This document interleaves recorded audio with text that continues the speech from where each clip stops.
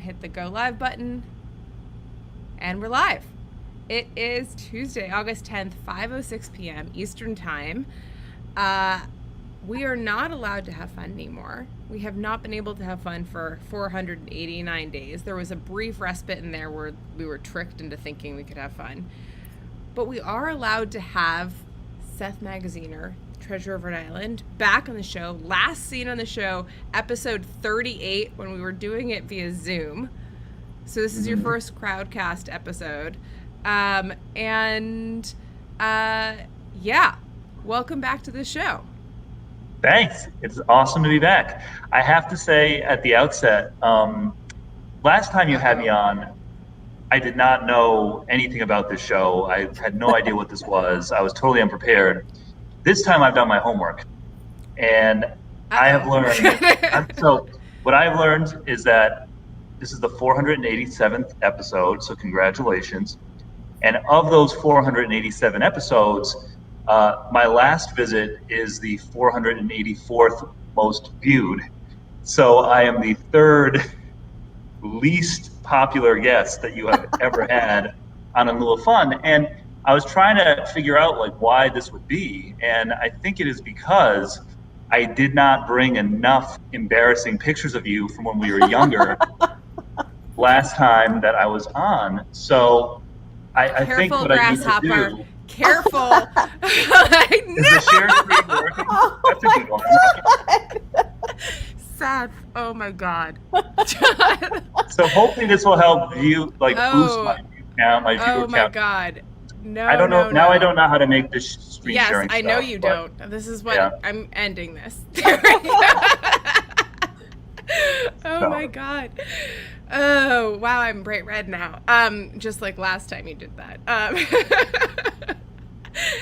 I always made faces like that? I think I have. I like on an hourly basis your entire life.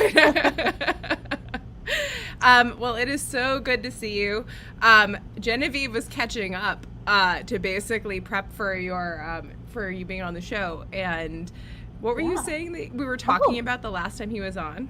Well, the last time that you were on, you guys were talking about the CARES Act and how Congress had set aside and appropriated some money, and that it couldn't be used to address the lost revenue in Rhode Island, but it could be used for direct COVID expenses. Did you ever get that money?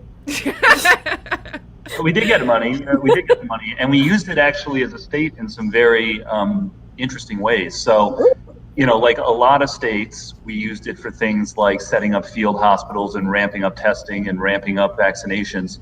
But one thing that Rhode Island went big on, that I had an opportunity to work with now former Governor Raimondo on, is we actually put a bunch of that money behind workforce training. Awesome. Because, we recognized that a large percentage of the people who were unemployed due to COVID were people who had no education past high school. Like a huge percentage of the people who were unemployed last year had no education past high school. And we were worried that a lot of those jobs, frankly, weren't going to come back because in the meantime, employers were automating and doing other things. You go to a McDonald's or a Burger King now, and there are far fewer employees in the stores than there were before, and more computer tablets, right? And so we use it for a lot of things, mostly healthcare related, but Rhode Island was a real leader in using some of that CARES Act money to help pay for workforce training, sending people back to school, making it easier for employers to hire people who were perhaps a little underskilled, but then getting them more skilled so that they could be employable. So almost all of that money has now been spent. Oh, that's fantastic. Yeah, I didn't know that. I thought that, but I would say that your fear that people who were less educated were going to have fewer job options was grossly miscalculated, right? I mean, isn't that what we just saw out of the jobs numbers? I don't know if that's reflected in Rhode Island as well. I mean, I assume because it's a national kind of number that it's kind of consistent, but maybe it's not. But I know in New York, every single restaurant is hiring every single position. I know in Cape Cod it's the same, Rochester it's the same. So even just when I'm cherry picking these places, it just seems like there's just not enough workforce, like for everyday staffing? Yeah, so I think there's a few different things going on. One is there is a sort of short-term constraint in the labor market where there are people who are not going back to work for whatever reason. And there's been, I think, a little bit of research that's come out on this, sort of surveying people who are on unemployment and asking why have they not gone back to work yet. The number one reason in these surveys is lack of childcare, because a lot of childcare providers have not gone back to regular hours, right? Number two is the extra unemployment stipend that a lot of people are receiving. And then there's a whole host of other reasons. Some people are scared of COVID still for, legitimate reasons. Other people have decided to make lifestyle changes. But I think the consensus, I think, among most serious economists is that that's a temporary phenomenon. And, over the next few months, as we get into the fall, like the labor market will loosen up a bit and more people will be going back to work. But in Rhode Island, structurally, while we are a wonderful, awesome, arguably the best state in the country, one challenge that we've had historically is that our workforce is less educated than our neighboring states, than Massachusetts and Connecticut in particular. And so even before COVID, we were lagging economically for that reason. And Why is that? Is that just because if there's, do you just think it's just like the education, the med ed kind of field out of Boston has like a huge concentration of people, but Providence is like no slouch in terms of education? Yeah, so our educational attainment, like in terms of like the percentage of our population with a credential or a degree past high school, is slightly above the national average, but it's below our regional average. And frankly, I think it's because we need to do better. Rhode Island, like a lot of the Northeast, we were primarily a manufacturing-based economy for a long time, and we were a low-end manufacturing economy. Like, we didn't make cars, but we made the screws that would go into cars, right? Textiles and yeah, all of the mills, yeah. Exactly, and those jobs left, first to go to the South and then eventually to go overseas. And I think other places like Massachusetts and Pittsburgh and North Carolina even were sort of faster to retool their education system and retool their economic development programs to transition to modern 21st century industries. And Rhode Island was just kind of late. We just kind of, for all through the 80s and 90s, just kind of kept doing more of the same and hoping that things would work out. And we're starting to do some of the right things, I think, over the last decade, but we're just a generation late in making that pivot. And now we've got some catching up to do. But we've got great potential because it's an awesome place. You've been to Rhode Island. We've got great natural beauty and great location and some great anchor institutions and deep cultural heritage, but we need to make smart investments to transition to a 21st century economy. Yeah. What were you going to say, Genevieve? Oh, I was going to ask, have you seen like a substantial pivot towards a hospitality economy? Because you are a beautiful state. You also have the casinos and all those other things, which are, I think, a major source of revenue for you guys. Is that still a concern? Absolutely. We have a thriving hospitality industry in Rhode Island, and I think there's potential to build it up even more. But not all of those jobs are high-paying jobs, right? And so that's something that I think the hospitality industry across the country is grappling with right now.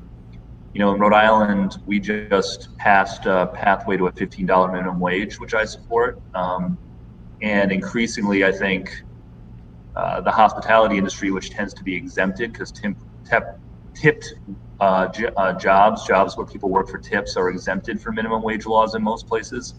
Those are now like less attractive for workers than a lot of the other jobs that are out there. So yes, we've got like a great hospitality industry that I think has a lot of potential to grow, but there's a little bit of a reckoning happening, I think, in how do you have a hospitality industry that can thrive, but also support workers who are trying to work their way into the middle class. Yeah, totally. So I want to pivot a little bit because I'm really excited to talk to you about the Facebook suit that you filed, which I've told you. I bet you are. Yeah. So why don't you kind of catch everyone up about like kind of why that you filed this suit and like what your arguments are. I'm still skeptical, but I'll hear you out. Yeah. So let me start at the beginning just for the viewers. So one of my jobs as state treasurer is I manage the state pension system, which is the primary source of retirement income for 60,000 public school teachers, nurses, first responders, the people who were literally on the front lines risking their lives to get us through the pandemic. And my job is to protect and expand their retirement security so that when they do retire, they're able to pay the bills and live a dignified life in retirement.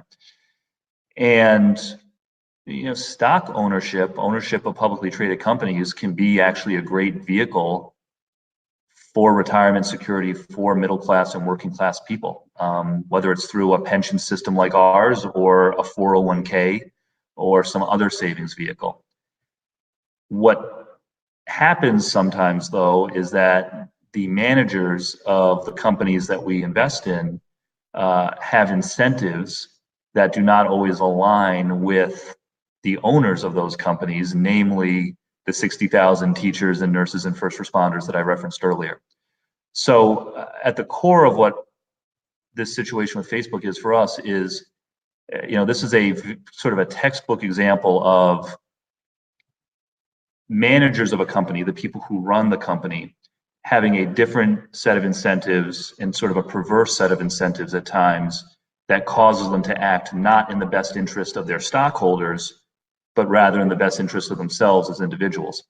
So what happened here specifically with Facebook was, and I have to be a little bit careful what I say, but everything that I will say is public information.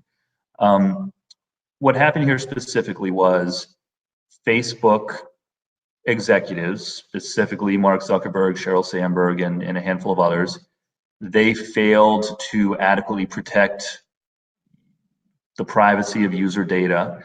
They violated a consent decree that they had signed with the Federal Trade Commission, with the FTC in 2009, and failing to adequately protect user data.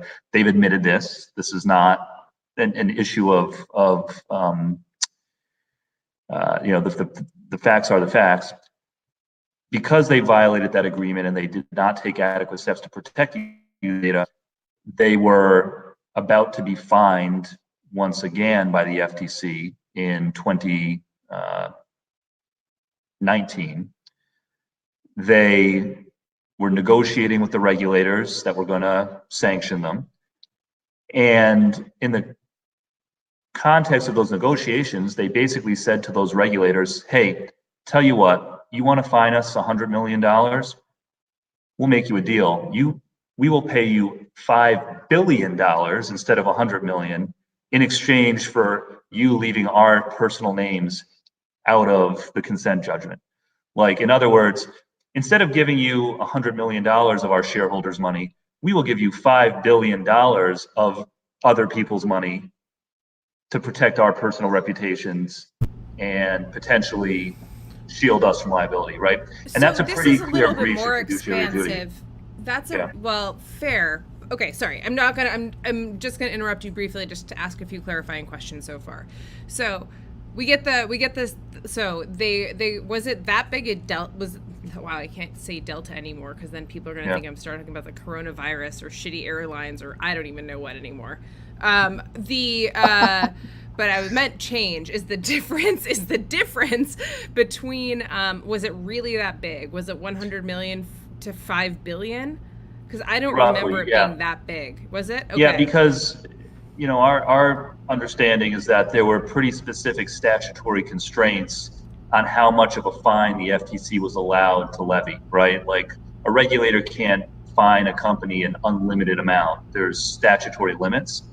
And so depending on how you interpret those statutory limits, we believe it was around $100 million was the maximum that the penalty could be.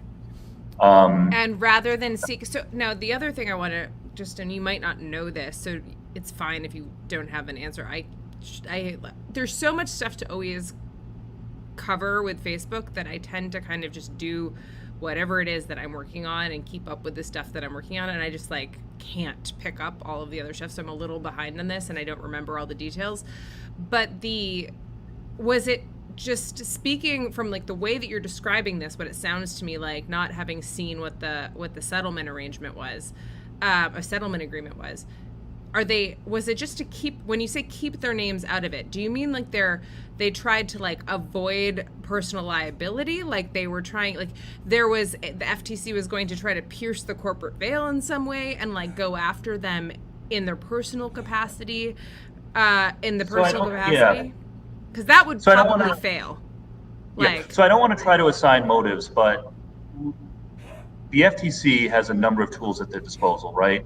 They do have the ability to sanction not only companies, but individuals.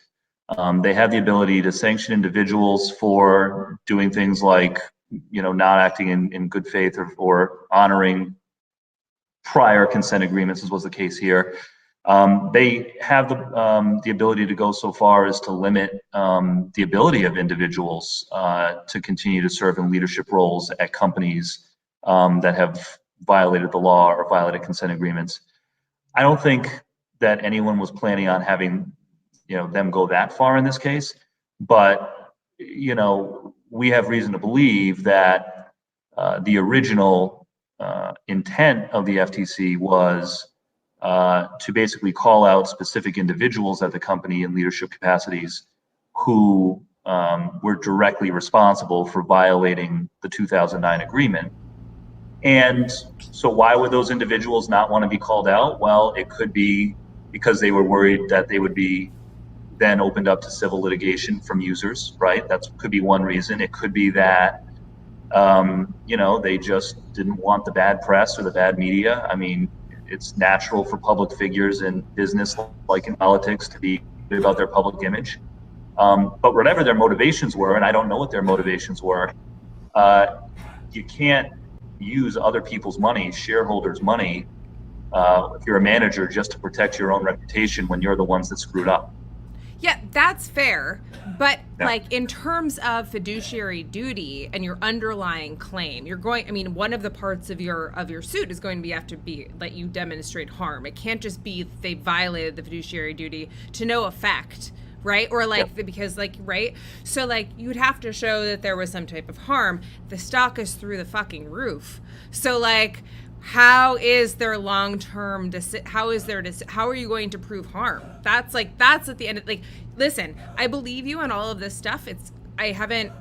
As I said, I am completely not knowledgeable about this. I don't vouch for any of it, but I'm very interested in reading have you made your complaint public yet? Can I link to it or somewhere? Yeah, there's a redacted version of it that's public as of Friday. Yep. Okay. I can provide that to you. Yep. Okay, cool. I'm just kind of curious because that's just that strikes me to be as also the other thing that I'm curious about, and I wonder if you're wondering this, Genevieve, is you're very, very smart and I love you dearly, but why are you guys the first ones to do this, or have other states done this already? Yeah, so a couple of questions, so a few answers. The first is, and how do we show damage, right? I mean, one is there's one very clear, concrete, $4.9 billion worth of damage that is, a very specific number that is, again, shareholder money that was offered up, without our consent. Beyond that, I mean, I do think there's a broader debate that should be had and that needs to be had around, what value may have been harmed through the Cambridge Analytica scandal and the data, the failure to protect user data. What broader reputational damage was done to the company? What broader damage was done to shareholder value from some users saying, you know what, I don't trust these guys anymore, I'm out, right? And granted, that's a much harder number to quantify, but it's not nothing, right? And one thing that we do know about Facebook users, and you know this, Kate, from your work, is that Facebook users are very sensitive to the privacy of their data. Like back in, around the time of the first consent decree in 2009, when Facebook first had to start, offering the option to opt out of having user data shared with third parties, something like 50 or 60% of users proactively changed their privacy settings. So we know that there is a lot of user sensitivity. We think that we can quantify the damage that was done. Obviously, that's a topic that a lot of good-natured people can debate. But at the very least, we know that there was $4.9 billion of shareholder money that was offered up for reasons that we believe was inappropriate. I mean, that's a pretty huge. I didn't know it was that significant. And so when you had said this, I thought if even frankly there was $1 billion, you were going to have a hard case, but that's a pretty large number. And if that's I don't know. It'll be interesting. Okay, so what's the other question? The other thing. Yeah, your other question was why Rhode Island and why were we first, right? Besides the fact that Rhode Island is generally, awesome. Yes, we know. Awesome. So even though these data privacy issues have been going on for a long time, even though Cambridge Analytica happened in 2015, 2016, the actual consent agreement with the FTC did not happen until about 2 years ago, right? And so that's relatively recent. We submitted our first records request, it's called a 220 request, just a few months after that. And we had this whole back and forth, with Facebook over the last year and a half where, we were asking for documents, they didn't want to provide them. Ultimately, the judge sided with us and compelled them to provide those documents. So, even though the 2016 election and all of the hoopla around that feels like a long time ago, the actual consent agreement in 2019 was only 2 years ago, and we've been sort of going back and forth over records since then. So this is still a relatively new thing, I guess is what I would say. Yeah. Go ahead, Genevieve. And perhaps this is the wrong area of law, but I keep thinking, are you at all concerned that they'd be able to justify it as a business decision, or a general business decision? Because I think that there's a significant amount of protection that most companies are afforded to make those, regardless of how large or extreme in this circumstance the amount of money they offered was. They were not doing this to protect the reputation of the company, right? Because the agreement that they signed stated very explicitly that the company had violated the prior agreement, had failed to take adequate steps to protect user data. It would be one thing if they were paying a larger fine to protect the reputation of the company, then you might have an argument. But they weren't doing that. They were paying more money, more shareholder money, to protect their reputations as individuals, not the reputation of the company. Can I ask just generally both of you, if the individual is so synonymous with the company that they were seeking to protect, though, is that a gray area? Because, for example, I have no knowledge of this, but if it was Mark Zuckerberg that they were seeking to protect, he is synonymous with Facebook. So is that too gray? It very much was. Mark Zuckerberg very much was one of the people who they were seeking to protect. And again, this is we say that very clearly in the unredacted sections of our suit. So, but no, I do think that I would venture to guess that the average Facebook user would still be a Facebook user if Mark Zuckerberg was not the CEO, or was not as publicly linked, or was not as high profile a CEO. Let's say that it's not as high profile a CEO as he is. So I don't buy the argument that in order for Facebook to have, a stellar reputation, that it's more important for, Mark Zuckerberg's name to not be included in things like regulatory findings than Facebook, the company. I think for the reputation of the company, it's more important that the company has a positive image as opposed to any individual manager or even the founder. Yeah, it's really interesting at what point, and I think I mentioned this on the phone to you, but I've been thinking about it a lot lately, and we're far out of my depth in terms of corporate law, and which was one of my least favorite classes in all of law school. But it is kind of interesting what happens when you have a CEO who is so poisonous that they become themselves a liability for the company. But in situations like that, you'd have a hostile takeover of the board or something like that, which you can't have in this type of scenario because of his unique class structure of the stock, his stock ownership. So it just doesn't seem like there's going to, unless you can try to convince him to step down. I don't really actually know how and when you could ever get rid of him. Yeah, and we're not necessarily trying to do that at this point, to be fair, but I'm just like talking not about you. I'm I talking think about like, hypothetically. I think you touched on a really important point, right? Which is that in a normal situation with a publicly traded company, if there is a CEO or a CEO founder who acts irresponsibly, the shareholders are supposed to have a mechanism to deal with that, because the shareholders elect the board hires and fires the manager, sets the compensation of the manager, and all the rest. Because of Facebook's dual class share structure, that governance system does not exist. The shareholders do not get to pick who the board of directors is, and therefore the board of directors are not responsive to shareholder issues. Therefore, the only avenue that ordinary shareholders, like the nurses and firefighters and teachers that I represent, the only avenue that we have to fight for our rights and to be heard is the legal avenue, because we don't have the conventional avenue of petitioning a board of directors or electing new board members to represent us. This is the only avenue that we have.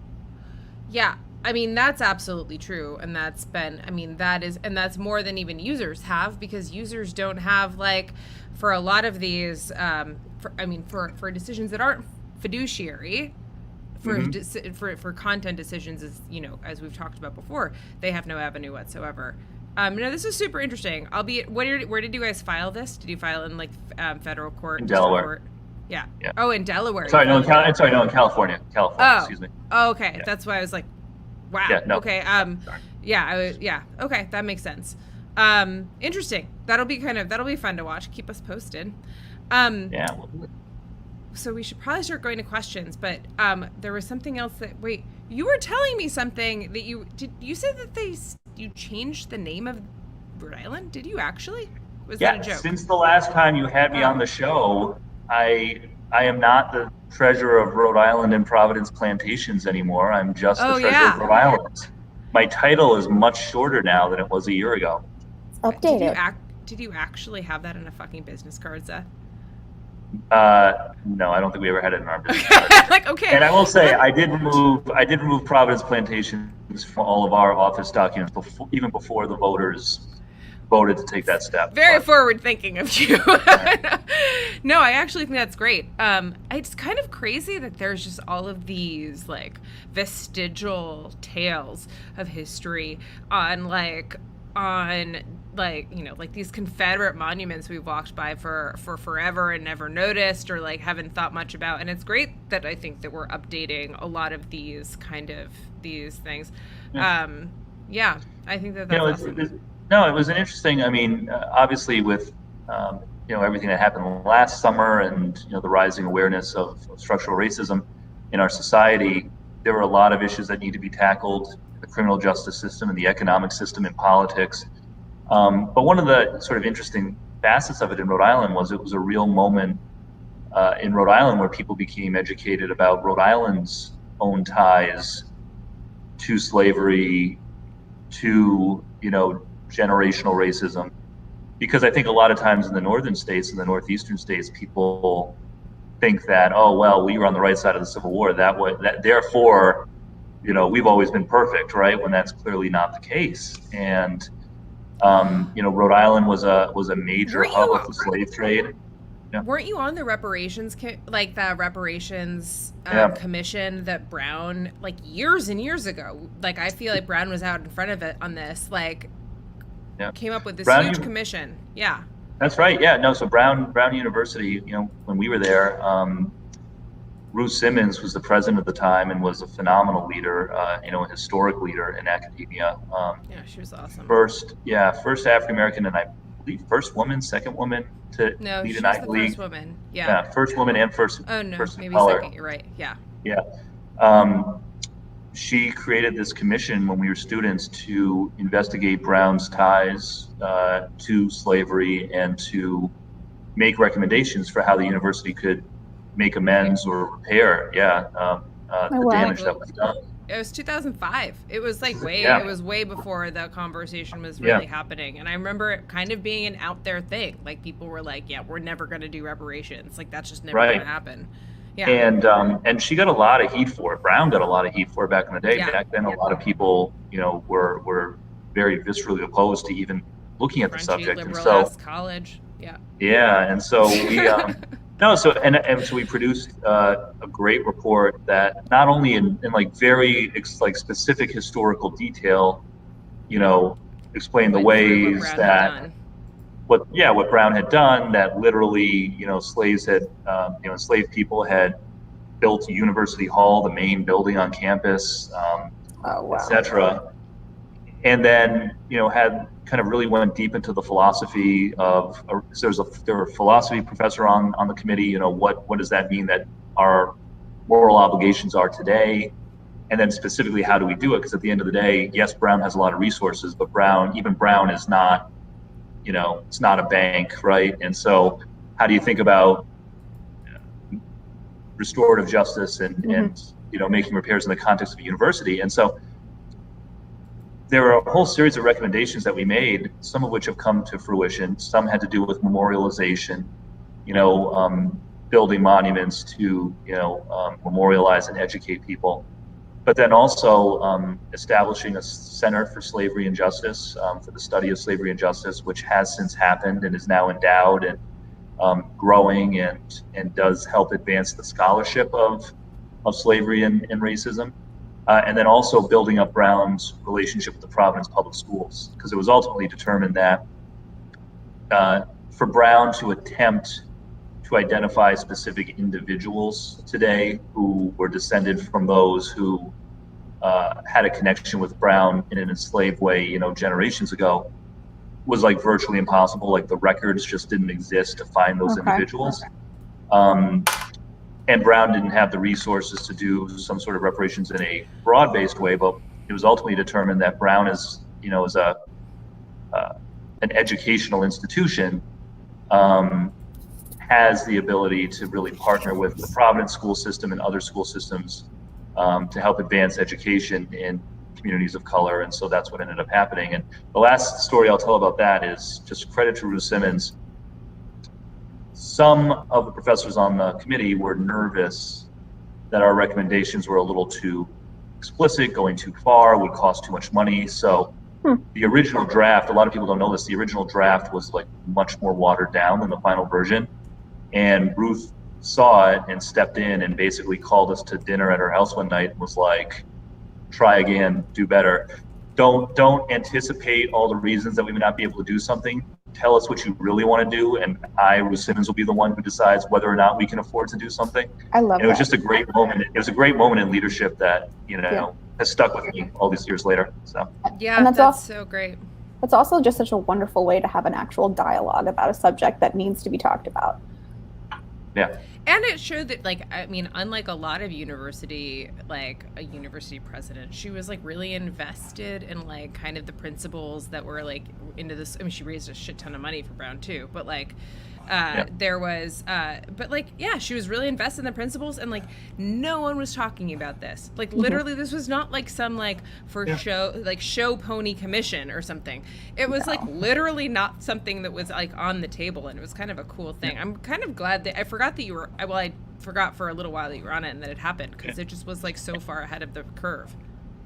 And for her at the time, I know we have questions, but for her at the time, as one of the few prominent African-American university presidents, in those days, to stick her neck out there when it was controversial, I think as a young person back then, I didn't fully understand how much courage that took on her part, but it took a lot of guts.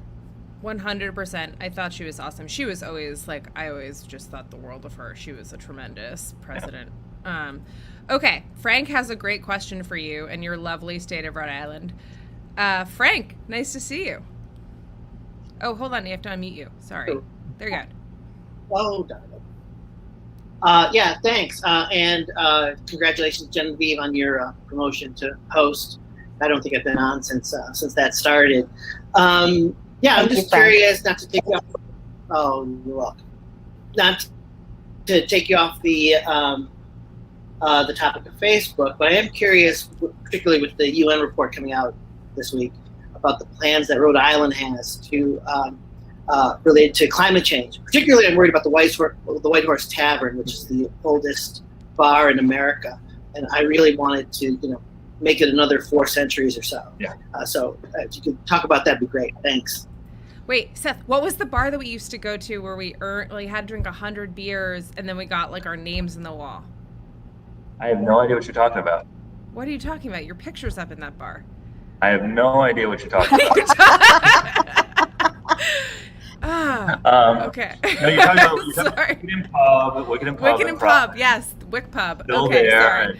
Not the White to Horse it. Pub. Okay, Yeah. yes. Anyways. That's great, which is also fun. So, no, I mean, obviously climate change in Rhode Island is, we are the ocean state.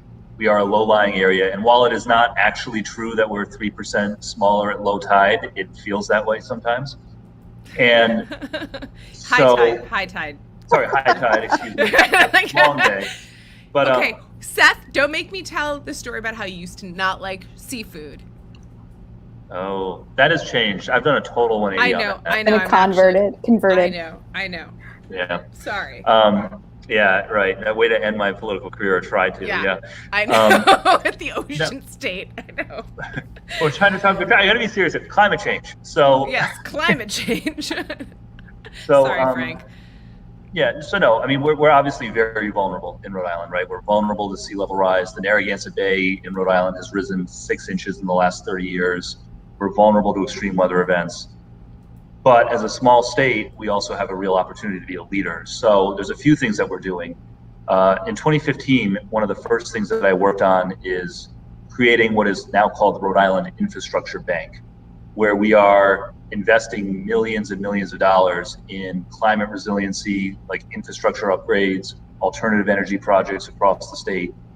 And it's just the beginning, like we need to go bigger, but we're really getting serious about pivoting our infrastructure to prepare for extreme weather and sea level rise. So that's both traditional infrastructure, like raising roads and bridges, but also in some cases. In front of the White Horse Tavern?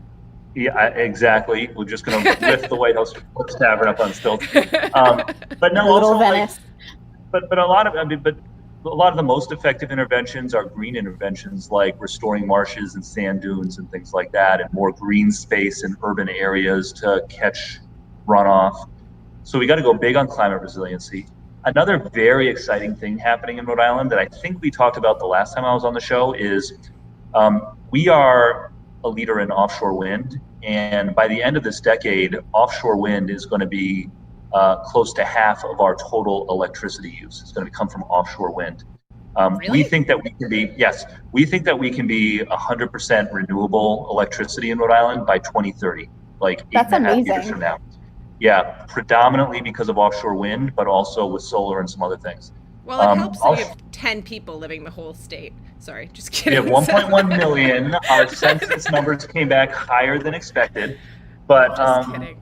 But no, so an offshore wind, by the way, this is something that, not just for Rhode Island, but the whole East Coast and West Coast has tremendous potential, tremendous economic potential, a lot of jobs. And, well, can you start selling it to other places?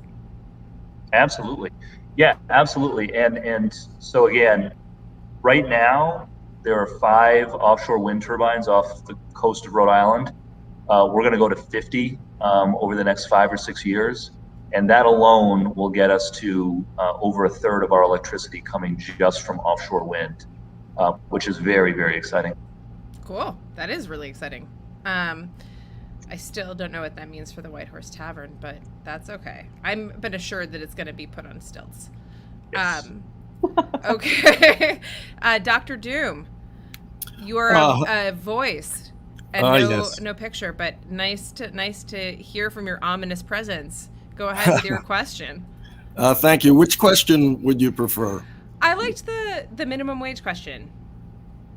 Minimum wage question. One of the questions that I've always had about the argument for a $15 minimum wage was, why isn't it indexed to the cost of living? That is, in some places, a $15 wage means something radically different than another part in the country.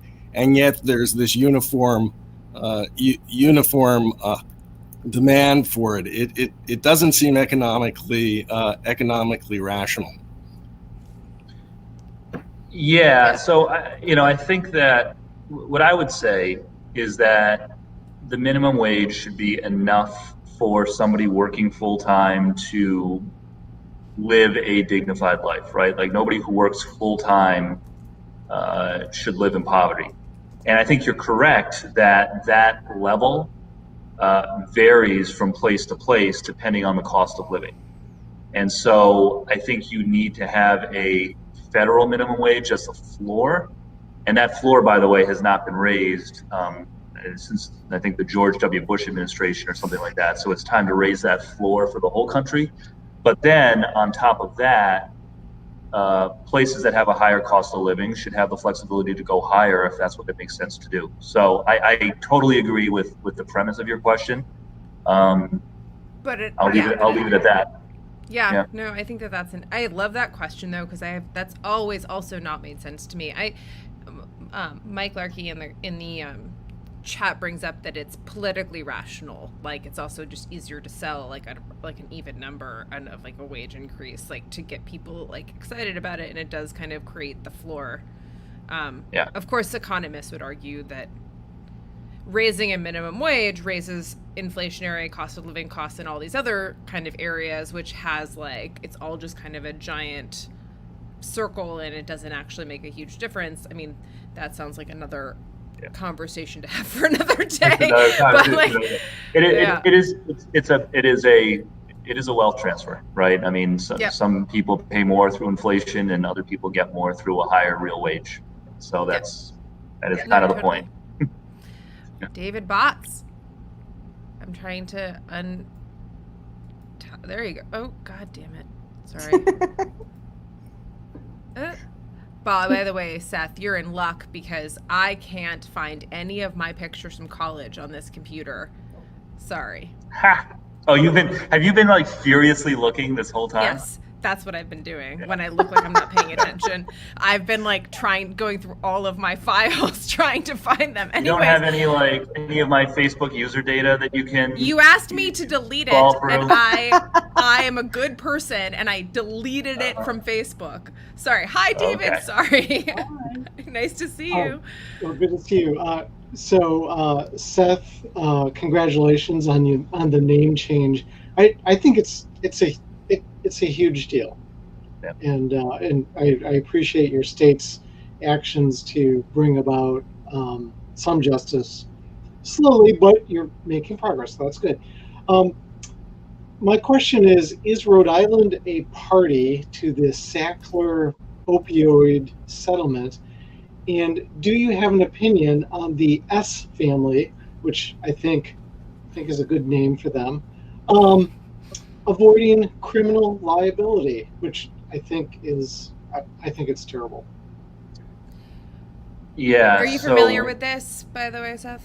I am. I will say, however, it's not our office that is representing the state, and that is the state attorney general. And so I need to defer to him and his judgment, because I know that there is, even among the parties on that suit, I know there's some disagreement around what to settle for and what concessions to make in return. But Rhode Island is part of the negotiations. We are, and I am not in that room, so I'm going to be careful in what I say. I don't want to undercut our attorney general in any way. But clearly, again, the people who were running the company, who were involved in the day-to-day, knew the impact that they were having, the tremendous negative impact that they were having, did not take adequate action fast enough, and a lot of people died as a result, and it's terrible. And so I hope that all of the AGs, including ours, continue to stand strong, as I believe ours is. I can't find any embarrassing pictures of you, but I can bring on a guest who proposed an amazing question. Ducks with Pants, as we know him, also is E.G. Phillips, who has written the theme song for In Lieu of Fun, has a question for you regarding the great state of Rhode Island. Yes, I was wondering if you could sing a couple bars of the Rhode Island state song for us, and also address the issue as to why it is not Rhode Island is famous for you, as sung by Blossom Dearie. Yes. The answer is no. I will not. And the but you know, you on your second question, you make a good point. It's like we may need to look at changing that, because I feel like if you asked most people what Rhode Island song was, they would think that was it. Do you know what it is? I don't know what it is. I'm terrible. I mean, I'm looking at the lyrics now, because I figured. When was it written, E.G.? Give me a hint. When was? Now I have to look at the history. So it was sung by a local comedian, Charles Hall. Wrote it for Providence. Was this like 1742 or something? I don't even. No, Charlie Hall's still around. He's still that's recent. Oh, really? I mean, it does have the lyric "Rhode Island, oh Rhode Island, surrounded by the sea," so that may just become increasingly true, given the climate situation. So maybe you should keep it. Rhode Island is not actually an island yet. Yeah, that's a good. Yeah, keeping Rhode Island not an island. That should be your bumper sticker. That's what's true. We're working on that. EG, thanks. So to close out, Rhode Island is famous for a few things. Coffee milk. Please explain coffee milk to everyone. What is this magic? It's exactly what it sounds like. It's like chocolate, chocolate milk. It's like chocolate milk, except it's coffee flavored. It's coffee milk. It's like that. Does it have caffeine? Yes. And when we were kids, syrup. I love it. Yeah. Imagine putting like coffee syrup in milk. They had it was like the 2%, the skim, and then in the dining hall at the Ratty and Brown, then it was the coffee milk. When I was a kid in elementary school, in public schools in Rhode Island, at lunchtime, your choice was white milk, chocolate milk, and coffee milk. And there's always a big race to get all the kids to get in line for, because obviously the first choice was the chocolate milk, and that always went the fastest. And then most of us got the white milk. But if you were stuck in the back of line, you had to drink the coffee milk, and none of the kids wanted the coffee milk. I would have been a coffee milk kid. I have been stealing coffee since I was 2. Did you like coffee ice cream? What kind of person were you? No. I don't like coffee ice cream, because ice cream should be pure and not related to anything else. Interesting. Yeah, I know. I'm also not. I know it doesn't make any sense, but that's amazing. The other thing is Dell's lemonade, which I have to say is disappointing in revisiting it. It's not tart enough. I also have a picture of it in my office. Can I show you real quick? Of Dell's lemonade? Dell's and Narragansett beer. Oh, okay. So that was the other thing. Narragansett beer, which is bottled in Rochester, as you know, canned in Rochester, by the Genesee Brewing Company. Yeah. Don't make that face. But okay, if you had to give up one of those 3 beverages, which would it be, Seth? Narragansett beer, coffee milk, or Dell's lemonade? I mean, coffee milk, because I'm not 80 years old. Wait, do 80-year-olds drink coffee milk? Is that the brand? It's like pastis. It's like pastis, but for Rhode Island. Yeah, I think so. I mean, I can't give up my Gansett. And Dell's, and especially in the summer, you can't. Dell's is and you can mix them together in the summer and make a nice little shandy. Does the Narragansett have They do make a Dell's. They make a Narragansett Dell's shandy. I haven't seen a blueberry one. It's possible, but I haven't seen it. We just opened a Narragansett brewery in Providence for the first time. Oh. It's more of like a brew pub, but next time you're in town, check it out. That's awesome. Yeah. Well, it's been so fun catching up. I appreciate you not being able to work your computer well enough to further embarrass me. Did that not work? I will just delete you. Oh, no, it worked. Oh, it worked. But just for a limited time before I will X you out, Seth Magaziner, if you. Oh my God! Oh my God, you're the absolute. It's very nice to join you all. Nice oh to meet my you, God! Genevieve. Everyone now has a perfect view of this nostril for the rest of I'm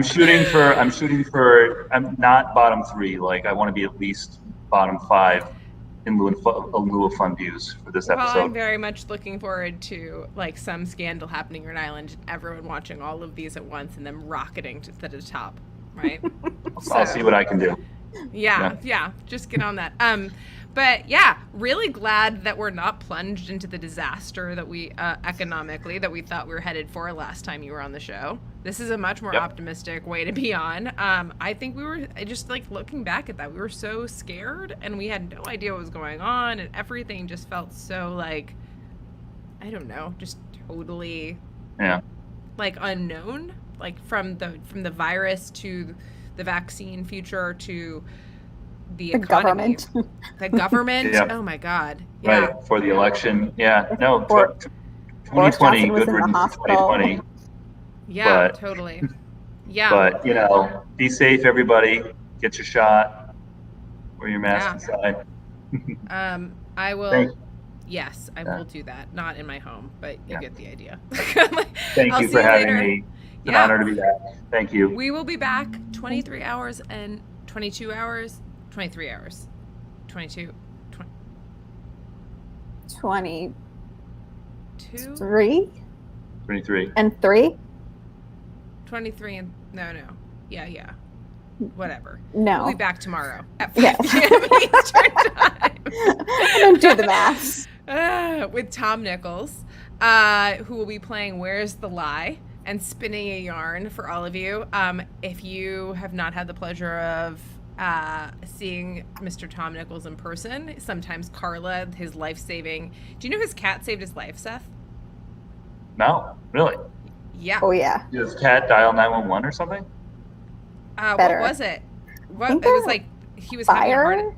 Oh yeah, it was a fire. Yeah. That was right. There was a fire in the house, and the cat like it had just started, and like the alarms didn't go off, and the cat like jumped on him and started scratching him and woke them up, and they got out of the house in time. It was like, it was kind of amazing. But he has a great Twitter feed, and he is a very funny, very fun guy to hang out with. And we will be back tomorrow when I can do math. But right now I'm just exhausted. So I'll see you later. Bye, friend. Thank you.